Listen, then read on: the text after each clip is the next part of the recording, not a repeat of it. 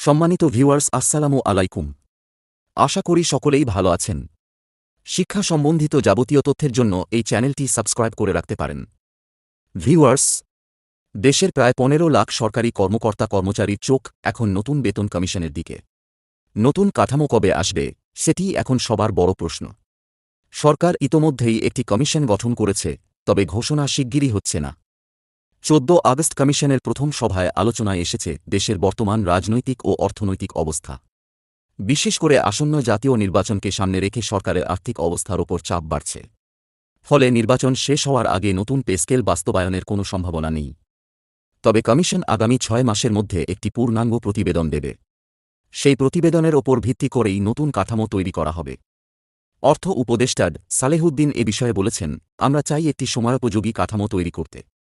তবে এখন নির্বাচনী প্রস্তুতি গুরুত্বপূর্ণ। তাই প্রতিবেদন জমা পড়ার পরই প্রাথমিক ঘোষণা আসতে পারে, আর বাস্তবায়ন হবে নতুন সরকারের সময়ে। বর্তমানে জাতীয় বেতন কাঠামোয় ২০টি গ্রেড রয়েছে। কিন্তু নতুন কাঠামোয় এ সংখ্যা কমে বা বেড়ে যেতে পারে। কমিশন বিশেষ গুরুত্ব দিচ্ছে যেন বেতন বৈষম্য না থাকে। কারণ অতীতে এরকম বৈষম্যের কারণে কর্মচারীরা ক্ষুব্ধ হয়েছেন। এবার এমন পরিস্থিতি এড়াতে চেষ্টা চলছে। কমিশনের আওতায় শুধু সরকারি কর্মচারী নয়, আধা সরকারি প্রতিষ্ঠান, স্বায়ত্তশাসিত সংস্থা, রাষ্ট্রায়ত্ত ব্যাংক ও বিশ্ববিদ্যালয়ের কর্মীরাও অন্তর্ভুক্ত থাকবেন। অর্থাৎ কয়েক লাখ পরিবার এই পরিবর্তনের মাধ্যমে সরাসরি প্রভাবিত হবেন। যদিও সরকারি চাকরিজীবীদের নিয়মিত দাবি, প্রতি ৫ বছর পরপর পে স্কেল দেওয়ার যে নিয়ম ছিল, তা আগেই ভেঙে দেওয়া হয়েছে। এতে কর্মচারীরা আর্থিকভাবে ক্ষতিগ্রস্ত হয়েছেন বলে মনে করেন।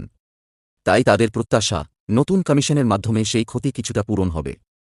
সব মিলিয়ে বলা যায়, সরকারি চাকরিজীবীদের জন্য সুখবর আসবেই। তবে সেটি আসতে আরও কিছুটা সময় লাগবে। নির্বাচন শেষে নতুন সরকারের প্রথম বড় দায়িত্ব হতে পারে এই কাঠামো বাস্তবায়ন করা।